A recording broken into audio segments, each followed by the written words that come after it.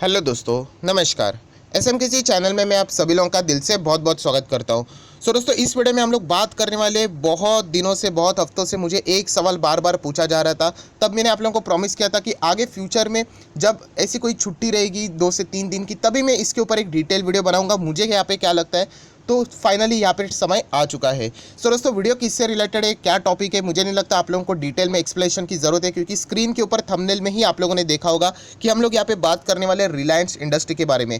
And Reliance industry के बारे में यहाँ पे किस बात की चर्चा होने वाली है कि उसके टारगेट के बारे में। यस दोस्तों, आप सभी लोगों को पता है यहाँ पे रिलायंस इंडस्ट्री ने अपने Q2 के नंबर्स प्रेजेंट किए। उसके बाद अलग अलग ब्रोकरेज फर्म्स होती है, रेटिंग एजेंसियाँ होती है, वो अपने दावे करती है कि रिलायंस कहाँ तक जा सकता है। दोस्तों, उसी चक्कर में आप सभी लोगों को यहाँ पे पता है एक बहुत ही पॉपुलर मैक्वेरी, जो कि आप सभी लोगों को पता है, वो भी ऐसी रेटिंग्स देती रहती है, टारगेट्स बताती रहती है। एंड मैं यहाँ पे मैक्वेरी ने एक ज़ोरदार यहाँ पे मतलब एक धमाका कर दिया था। उन्होंने कहा था कि पोस्ट Q2 रिजल्ट, मतलब रिजल्ट के बाद, Q2 के रिजल्ट के बाद रिलायंस का नंबर देख के मैक्वेरी ने कहा था कि वो डाउन साइड हो जाएगा एंड लगभग 42% गिरेगा। ये न्यूज़ के चलते बहुत सारे लोगों ने बोला था कि सर ऐसा क्यों हो सकता है, अगर हुआ तो इसके पीछे का लॉजिक क्या है, प्लीज़ हमें यहाँ पे एक्सप्लेन कर लीजिए। दोस्तों, इस वीडियो में हम लोग उसी चीज़ की यहाँ पे बात करने वाले, क्या ये वाकई में पॉसिबल है या फिर सिर्फ बोलने के लिए चीज़ें हो चुकी है। आप लोग देख सकते हैं मैक्वेरी ने ये सारी बातें बोली थी अंडर परफॉर्म करके। एंड जब ये टारगेट उन्होंने बताया था, रिलायंस 2050 पे चल रहा था, 42% डाउन, एंड उसके हिसाब से 1195 का टारगेट यहाँ पे दिया था।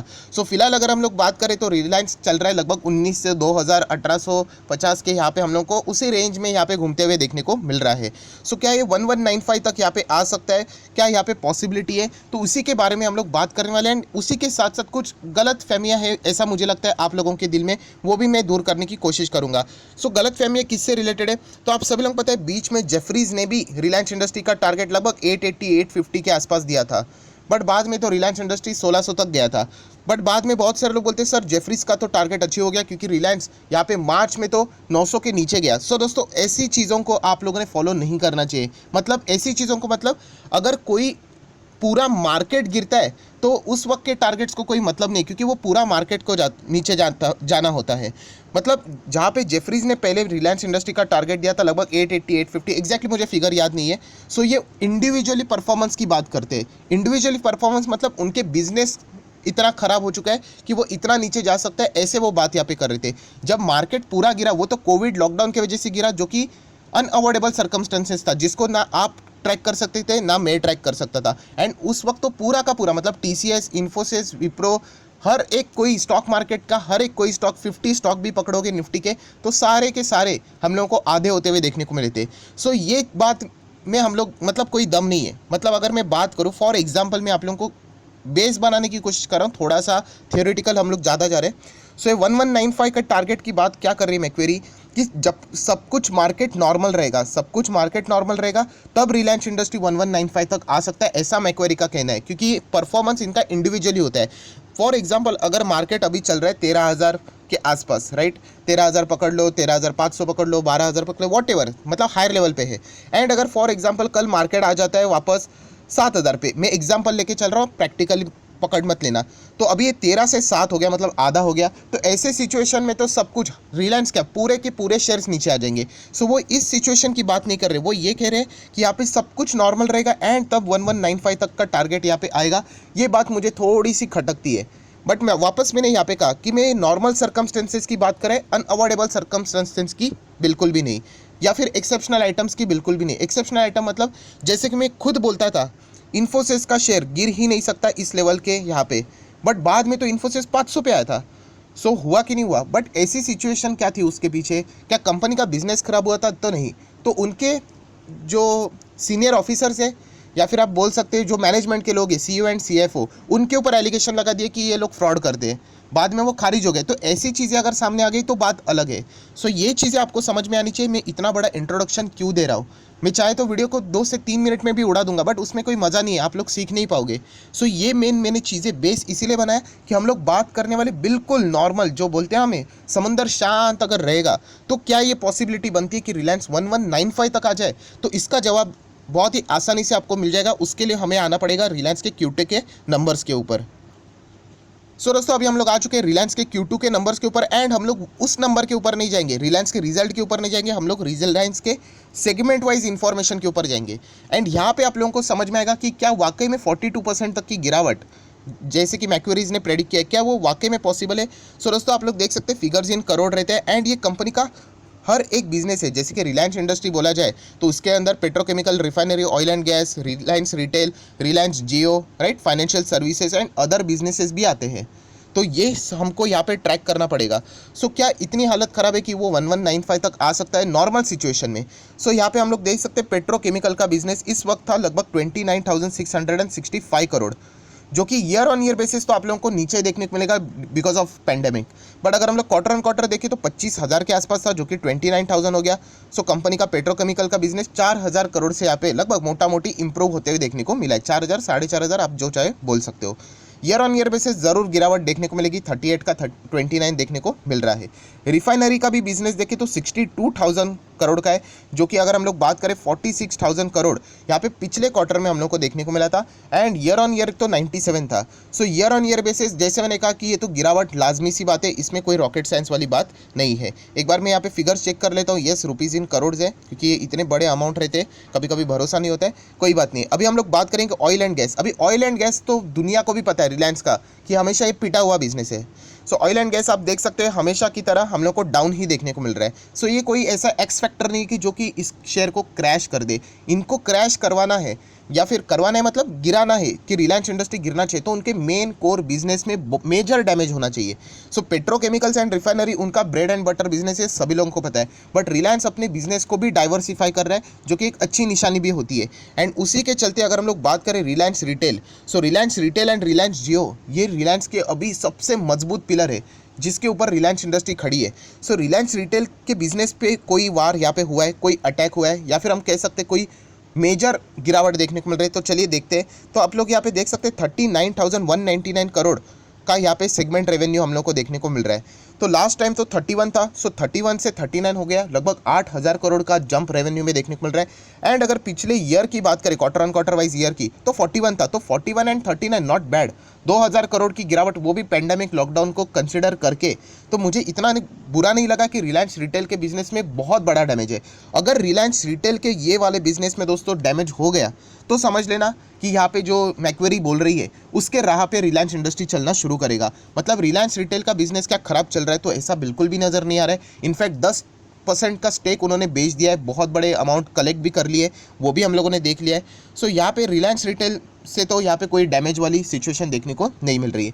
चलो थोड़ा आगे जाते हैं। एंड उनका सबसे और एक खतरनाक बिजनेस जियो, जिसको डिजिटल सर्विसेज के नाम से जानते हैं, क्या यहाँ पे कोई बड़ा डैमेज है?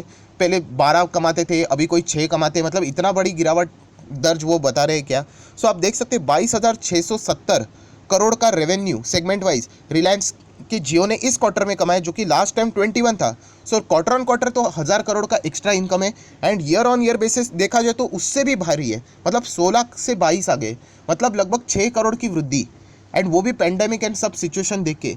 एग्जैक्टली देखा जाए तो दोस्तों यहाँ पे पेंडेमिक को कोई फर्क ही नहीं पड़ता है रिलायंस के डिजिटल बिजनेस को। एंड यही चीज़ मैंने आप लोगों को इससे पहले भी बताई थी कि ऐसे बिजनेसेस ढूंढो जो कि पेंडेमिक लॉकडाउन अगर वापस भी लगता है तो फर्क नहीं पड़ेगा।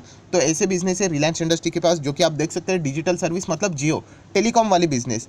तो ये दोनों चीज़ें अगर दोस्तों हम लोग देखते हैं, रिलायंस रिटेल में भी डैमेज नहीं एंड डिजिटल सर्विस मतलब जियो में भी डैमेज नहीं।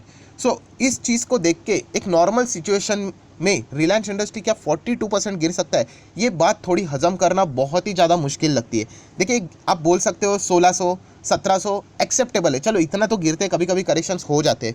1195 मतलब बहुत ही ह्यूज, मतलब मैं आप लोगों को ईयर भी दिखाना चाहूँगा कि कितने साल रिलायंस इंडस्ट्री पीछे जाने की बात मैक्वेरी ने यहाँ पे की है।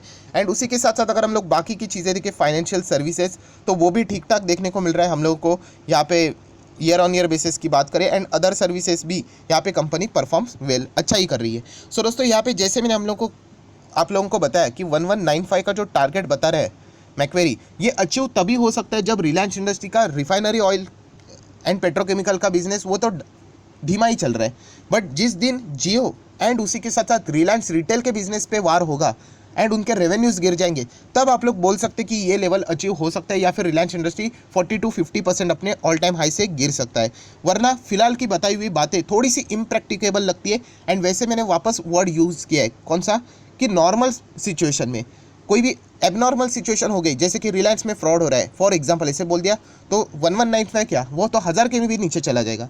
सो ऐसे सिचुएशन की बात नहीं कर रहे हम लोग, बात कर रहे हैं नॉर्मल सिचुएशन की। सो उसमें ये थोड़ी सी मुझे प्रैक्टिकल बात नहीं लगती है, जो कि मैंने आप लोगों को डेटा भी दिखा दिया कि अगर जियो एंड रिटेल में अगर कुछ डैमेज होता तो हम लोग कंसिडर कर पाते कि ये 1195 वाली बात वो बता रहे वो शायद से पॉसिबल हो सकती थी। सो दोस्तों इसीलिए लगता है कि ये थोड़ी सी बातें मतलब इतना नीचे यहाँ पे बताई गई है, थोड़ी सी इम्प्रैक्टिकेबल है। एंड जैसे मैं आप लोगों को दिखाना चाहूँगा यहाँ पे 5 साल का चार्ट पैटर्न 1195, मतलब चलो ये कोविड का तो पीरियड हम लोग इसको कैंसिल करेंगे क्योंकि ये तो कभी कभी आ जाते हैं, एक्सेप्शनली ही पकड़ लेते हैं। 1195 नॉर्मल सिचुएशन में हम लोग अगर देखते हैं, सो मैं एग्जैक्टली 1200 के आसपास चला जाता हूँ, ठीक है।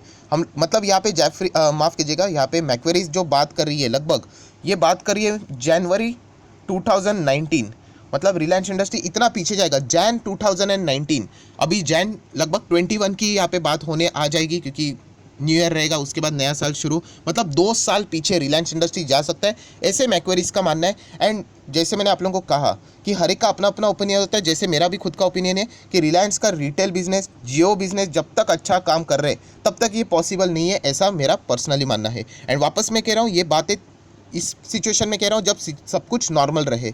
एंड दोस्तों इसीलिए हम लोग देख सकते हैं यहाँ पे रिलायंस इंडस्ट्री अभी उसका हाई था लगभग 2400 के आसपास, या फिर आप कह सकते हैं 2369, एंड अभी फिलहाल चल रहा है लगभग 1950 के आसपास। सो ये करेक्शन, ये गिरावट हम लोग को इसीलिए देखने को मिल रही है क्योंकि अमेजोन ने बहुत ही बुरी तरीके से रिलायंस इंडस्ट्री के ग्रोथ पे एक मतलब बोलते हैं ना रोक लगा दी है। क्योंकि आप सभी लोगों को पता है जब भी मैटर कोर्ट में जाते हैं रिलायंस रिटेल से रिलेटेड, अभी मुझे नहीं लगता कि आपको सब कुछ डिटेल में कहानी बताने की ज़रूरत है। एंड उसी के साथ साथ यहाँ पे जो गिरावट की और एक वजह है वो सऊदी अरेमको की जो डील है वो बार बार हम लोगों को उससे रिलेटेड कोई स्पष्टता देखने को नहीं मिल रही। एंड अनसर्टेनिटी बाजार को बिल्कुल भी पसंद नहीं होती है। सो रिलायंस इंडस्ट्री के बारे में इतना ही कह सकता हूँ कि 27 नवंबर में 57% की डिलीवरीज हम लोग को देखने को मिली। एंड इनके बिजनेस बिल्कुल ठीक ठाक है। प्रमोटर क्या है यहाँ पे भाग रहे तो वो भी देख लेते। तो प्रमोटर यहाँ पे एक साल पहले 50.05% होल्डिंग रखते थे, जो कि अभी 50.17% होल्डिंग रखते हैं। तो अच्छी बात है, कोई टेंशन वाली बात नहीं, कोई भी शेयर गिरवी नहीं है। फॉरेन इन्वेस्टर की बात करें तो 23% की होल्डिंग है, पहले थी, अभी लगभग 25% की होल्डिंग है, तो यहाँ पे भी कोई दिक्कत नहीं है। एंड डीएसबी लगभग 16-17% की होल्डिंग रखते हैं। सो ये सब कुछ चीज़ें देखने के बाद दोस्तों वापस मैं कहना चाहूँगा अकॉर्डिंग टू मी कि सब कुछ अगर नॉर्मल रहा तो 1195 का लेवल आना थोड़ा सा मुझे थोड़ा नहीं बहुत ही ज़्यादा इम्पॉसिबल सी चीज़ यहाँ पे लगती है। एंड वापस मैंने यहाँ पे रीजंस आपको बता दिए कि यहाँ पे पेट्रोकेमिकल रिफाइनरी बिजनेस ठीक है वो पिलर वीक हो रहा है, दिखने में आ रहा है, ये सभी लोगों को पता है। बट रिलायंस का रिटेल का पिलर एंड रिलायंस का जियो का पिलर ये बहुत ही मजबूती से खड़े हैं। सो ये जब तक ये 2 पिलर्स नहीं हिलते तब तक हम लोग बोल नहीं सकते कि ये इतना नीचे आएगा नॉर्मल सिचुएशन में। सो आई आशा करता हूँ दोस्तों जितना भी बात हो सकता था मैंने अपनी तरफ से यहाँ पे बता दिए। मैं कोई बायस ये नहीं चीज़ें नहीं कर रहा हूँ कि एक तरफा बातें नहीं कर रहा हूँ, जो प्रॉपरली चीज़ें मुझे लगती है अपनी स्टडी के हिसाब से वो मैंने आपके सामने यहाँ पे बता दी। सो आई आशा करता हूँ दोस्तों इस वीडियो से भी कुछ ना कुछ सीखने को मिलेगा, तो जरूर इस वीडियो को लाइक करना, दोस्तों के साथ शेयर करना, तो उनको भी ये सारी बातें पता चल जाएगी। So that's it, thank you very much दोस्तों, we will be meeting our next video, तब तक के लिए बाय बाय।